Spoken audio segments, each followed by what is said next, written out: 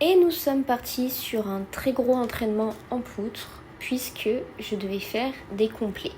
Mais avant de faire des complets, je devais réussir 3 fois chaque comment on appelle ça, chaque élément en fait, tout simplement.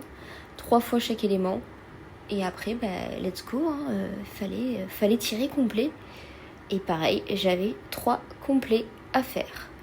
J'ai fini de m'échauffer par le salto arrière parce que évidemment c'est l'élément qui me fait totalement flipper. J'ai fait une sortie parce que pareil, quand il y a une protection sur la poutre, la sortie me fait flipper. Et puis on est parti pour faire des complets, voilà.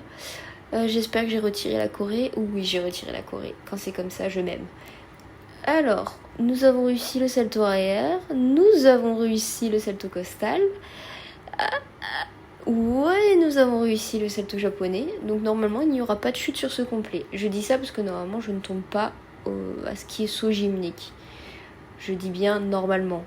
Parce qu'on n'est jamais à l'abri d'une petite surprise. Il me reste plus que la... Oh, bon, j'ai laissé la Corée. Bon, c'est pas grave. Il me reste plus que la sortie. Et ce sera un premier mouvement sans chute. Et ça fait plaisir pour un début de saison de commencer ainsi. Par contre, au niveau du cardio, c'est dur. Et on est reparti pour un second mouvement. L'angle de vue montre à quel point mon entrée est moche. Ça me déprime. Le salto arrière sur la poutre. Pour le moment, j'en ai chuté qu'un seul depuis le début de la saison de salto arrière. Oh non, le salto costal a chuté. Oh le salto japonais était beau en plus. Bah voilà. Malheureusement, on sera pas sur un deuxième complet sans chute.